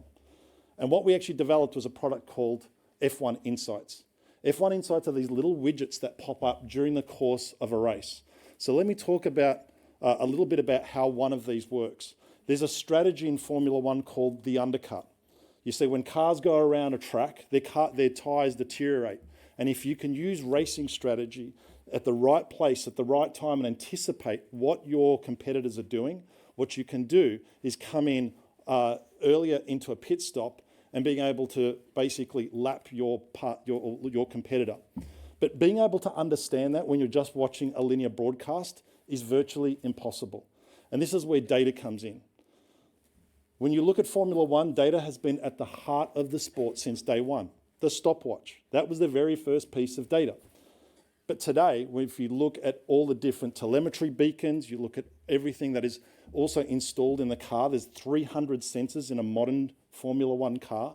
There's actually 1.1 million data points streamed every second of a race. That amounts to about 300 terabytes worth of data that is actually sent back to F1 headquarters in Biggin Hill. And what we've done is that we've used that data to not just predict, but to also anticipate when a team is likely to use one of these strategies like the undercut. And today we have 24 of these insights. Now, A lot of sports are looking at Formula One not just because of the fandom and the celebrity. They're looking at it because by using data, by infusing sensors into every part of the player or the circuit, or even from the fans themselves as they interact with the sport, being able to tell stories is the most important part. And remember, educating the next generation of fans is just as important, because Formula One, unfortunately, is a sport for the rich. And while we see 20 drivers on the grid today, most of them have come up through a very privileged way with lots of money. But the next generation that we see, especially in places like the Middle East, in North America, may not just come from someone who started karting and was given $100,000 to start.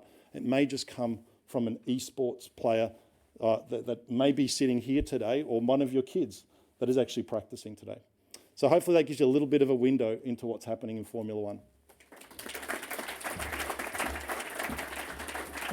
Maybe we could have some women do it too, given all of the money that comes with it.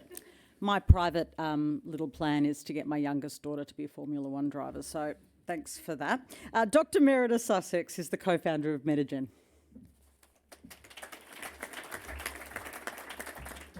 I should just say I'm not a doctor. Like I just managed to get a, yeah, brilliant. So I started in the music industry as a singer. So we were signed when we were 21 to a big record label, and they relocated us to London. So we toured the world for 6 years, and I learned a lot about the music industry. When the band split up, I formed an award-winning record label with another artist, another musician and a visual artist. And we always had the artist at the heart of what we were doing. We wanted to empower artists as well with the knowledge that actually I feel I didn't have as the singer in a band. And around then we started to realize the importance of data, and data becoming equally important as music, especially with fan engagement. So that led me to be on some boards that were about protecting artists' rights and protecting data. It was also, we founded the label at the height of disruption, 2007, when the internet was decimating the music industry. But we were doing early digital, embed MP3s, working with mobile phone companies. And that led me to form Metagen, that I'm the co-founder of, and we utilize machine learning and AI to actually empower artists to make the technology to protect their metadata and their revenue with these tools. So we aim to maximize revenue and opportunity for artists and rights holders. So this brings me to human creativity and actually copyright. So the head of AI at Microsoft said this 2 weeks ago regarding all the content on the internet. He said, anyone can copy it, recreate it, reproduce it. It's freeware if you like. That's the understanding. Well, that's not true, and that's not legal, and it's not helpful, and it's also not new.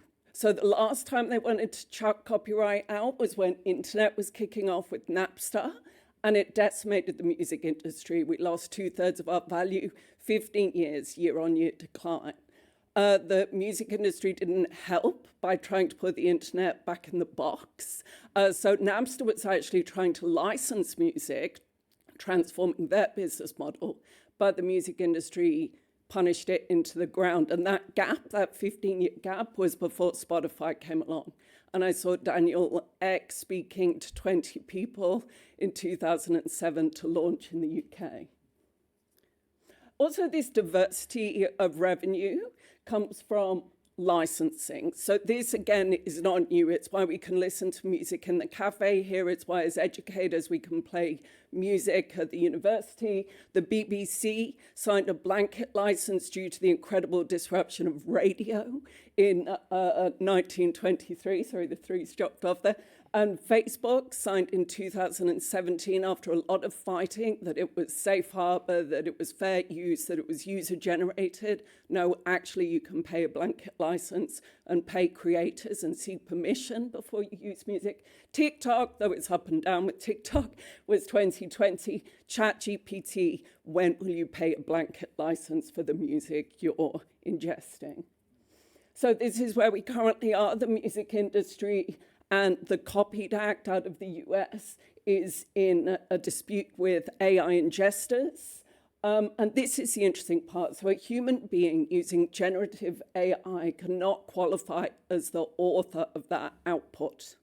It requires human expression, though the digital service providers have tried to get their algorithms to be the composer, and then they put it in their playlist so they don't actually have to pay. Which is another classic, but that was thrown out in the court. So it's about human expression.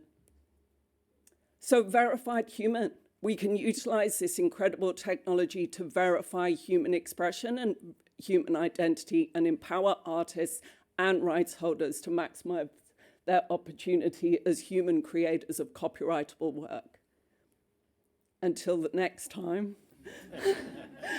When the machine wants to be recognized as the author of its own work, and maybe artificial is offensive to it.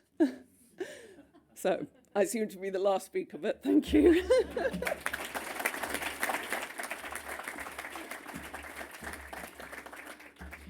Well, I have to pick you up there until the next time when the. I mean, that is a kind of radical idea, but it could happen.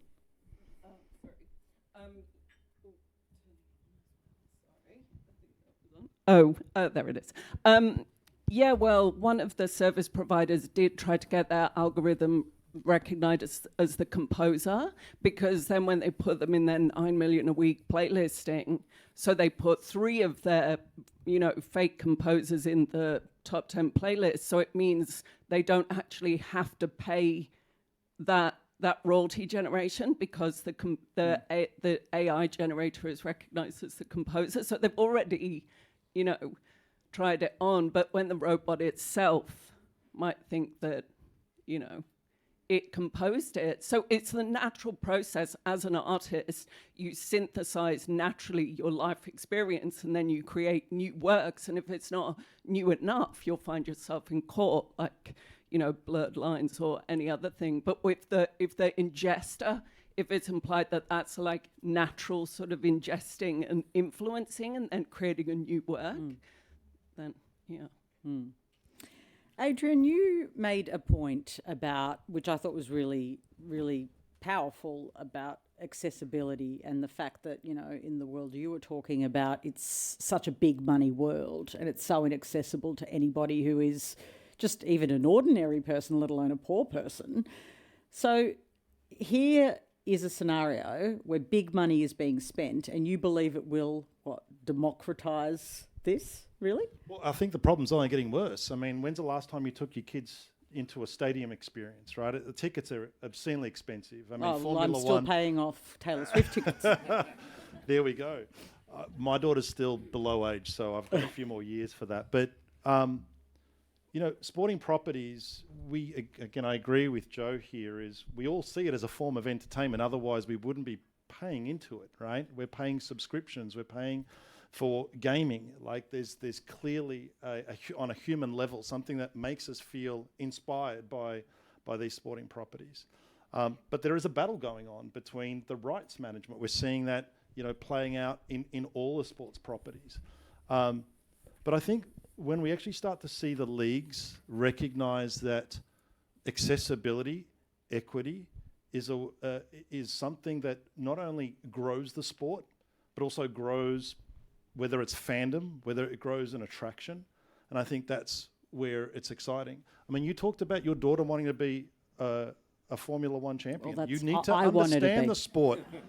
Or maybe not a champion, but you need to understand the sport first before you need to think about what is that experience. And if that experience is not going to be jumping on a plane to go all the way to Silverstone and experience a sport, but to maybe play a game, you know, in a simulator or play on their computer just to understand the sport and watch the sport and understand how the rules and strategies are applied, I think that starts to create a lot more equity. That's an interesting point. Joe, are these equity questions ones that you're grappling with? I think, yes. I think, you know, disruptors that are coming in and looking at how they can attract that new fan are looking across, you know, all economic barriers, right? So I'll go back to Live because I really think some of the things that they're doing is great. You know, one of the things that they're doing is, so they have this team concept, and it's, you know, look, it's made up of a lot of pros, but one of the things that they're thinking about doing is, how can we bring the digital fan out into the event and on the course with us, right? Because you see X Golf and you see these golf generators, it's easy to bring that physical environment into this digital world and have somebody that's playing this in an e-sport concept, and they could actually be the fifth member on the team. Or another thing that they were thinking about is, why don't we have a virtual e-sport team that's playing in the simulators at the same time as the pros are playing out there on the course, right? And so that exposes golf as very much like, you know, F1. It is a sport that requires money to attend and be a part of. But now if I could play that in my garage, or I could go to a location and I could try out, and based on that, I could join a live golf event, I think that's pretty dynamic, and I think that's pretty exciting. It is. All right, opening up to questions in the audience.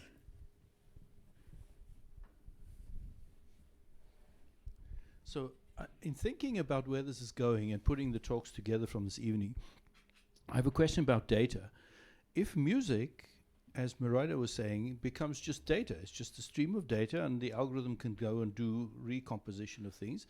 If Formula One is just more data, there's a car data and there's a thing data. If golf is just data, isn't it ultimately just a question of saying somebody must suck a lot of data into a computer, and then I'm going to go as the experiencer and I'm saying, okay, compose me a Formula One race or a Tour de France race, and I'm sitting on my exercycle in my basement, and compose me the race. I put my helmet on and I can give me the sniffer so I can smell whatever and stuff, and I'm just going to go for it, right?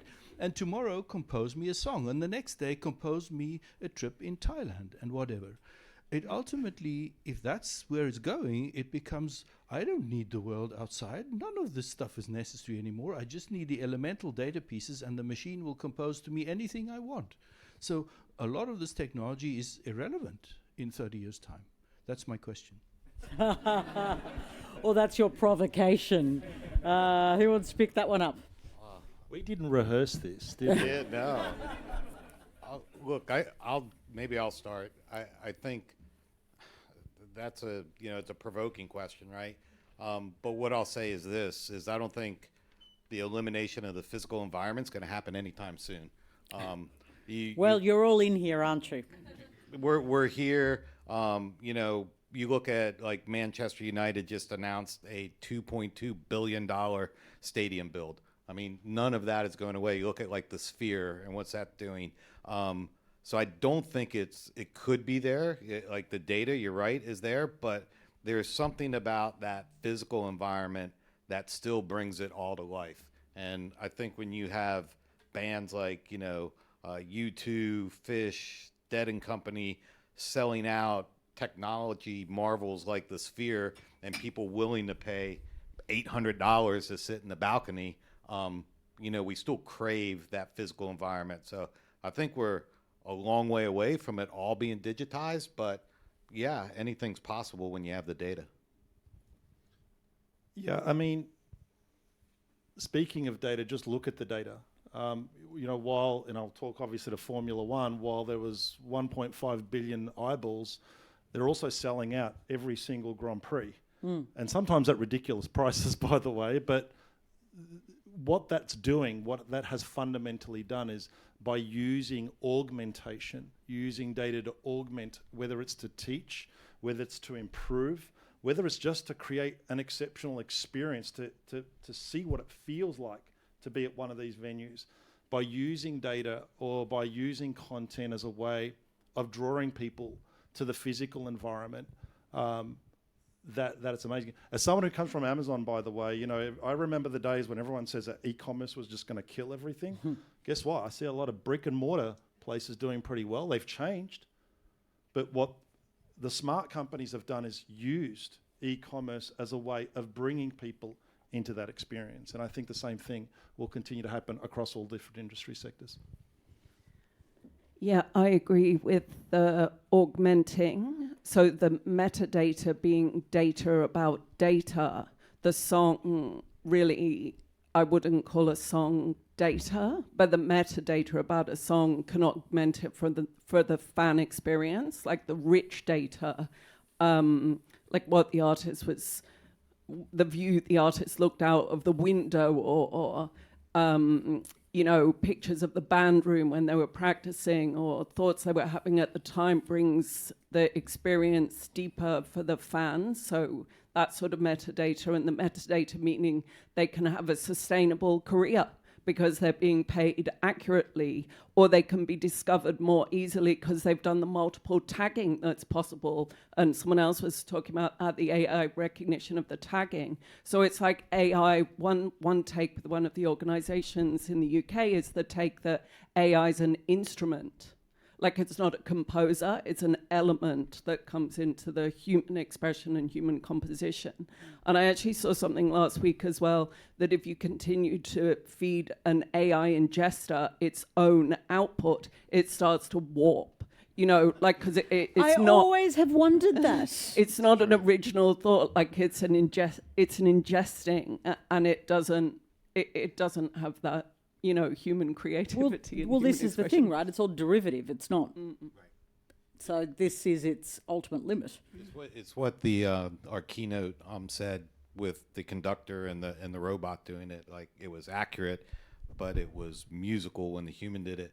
You have to remember, like, whether it's F1, whether it's music, whether it's golf, is that there's a human being creating that data. And I think that's really, in the end, the difference is you can string data together all day long, but that's really just technology doing it and not humans, and that makes a difference. Well, you mentioned the speaker at the beginning, the keynote tonight, right? And some of the questions were around, are we encouraging isolation? And some of these, the psychological questions around algorithms. Does that worry you? So one thing I'm going to say is thank you for putting that slide up of some of my contemporary technologists. I'm glad to see my company not on there. But I think something that's really important to take away as we see this new brand of artificial intelligence that we're calling generative AI is there is a responsibility factor. And that responsibility factor, and you should all be pressing and learning upon this, is that you need more than privacy. You need more than security. You need controllability. You need to be able to attribute these models, what we call these large language models that have the ability to ingest large amounts of data to look at patterns.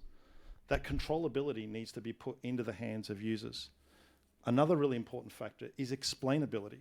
When these models are spitting out new content or summarized data, you need to be able to source that. I remember when I went to high school, when I was doing, year 12, we read the Age newspaper and we were reading opinion pieces and we were asked to critically understand, is that right? And so I think we need to give not just the underlying tools that companies like Amazon or Microsoft or others are building, but give the tools for the application builders and for many of you in the room, the ability to infuse that and give that power back to your users. I'm going to take one last question before we finish for the evening. Who's going to be my lucky questioner? I hear over there. Yep, and we haven't had that many women ask questions, so it's great. Hello.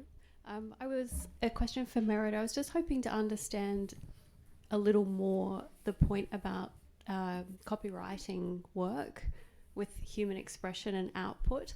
I might be labouring on the misapprehension that a high degree of prompts put into AI generated by an individual. So if the prompts I generate myself, I put into AI, creates a piece of work and an output, that it should be eventually copyrightable and attributable to me, because that human expression is my thought and my inputs that I put in.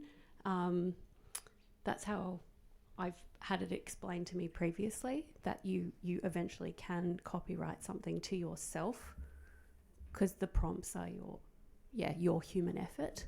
I might be wrong, but I'm very confused, and that's why I'm here to learn. But yes, I was just wanting to know, I think, more about your experience and the law. Well, when I speak to artist representative organisation and collection societies, I think they're thinking about that like AI as a instrument, rather than you just saying, like if you said, I want something to sound like Grimes, but mixed with U2 and blah, blah, blah, it spits something out and then you claim you wrote it, then that's not right. But it's like a MIDI trigger. You know, there was a famous Blur song that's built along a line from a MIDI trigger. But as long as that, but that's referenced, it's like sampling. So that's, I mean, the legal position is that only a human can copyright a work. But if you're using sort of inspiration or aspects of it, then I think it's an instrumentation. Like that's what they're saying to me they want it to be seen as. But the first thing is that you state it. And then if it has a blanket usage, it's like when we use Canva. So we assume that the photos have been paid for copyright use because we pay Canva the $20. It's the same if I'm using ChatGPT, but I know it's got a blanket license to utilize the music it's ingested, then artists are going to get paid that blanket license. But this is a thing we're catching up. Our copyright law is catching up to the technology that's existing. So it's understandable to be confused about that position, but fundamentally, legally, only humans can copyright. Look, and the federal government's in the process of, really coming to some conclusions about what the federal artificial intelligence laws will look like soon too. So let's see if they catch up. Can I just say, tonight we've had the most excellent speakers, don't you reckon? Honestly, I want to thank them all. And thank this panel specifically. And I want to, honestly, after having a conversation about data and augmented reality, I want to thank you for turning up with your own bodies. Like using your own bodies to be here tonight. And I want to thank Well, you know what? It's not always easy, especially in the winter. I want to thank Melbourne Connect for organising what I think is a really stimulating event and a stimulating series of events that I think people need to... I'm a big fan of people hanging out and talking, so this is great. Our next event is Future of Education on Wednesday, November the 13th. Same place. I hope you can join again. Have a great night. I'm Patricia Carvelis. It's been great to be your host.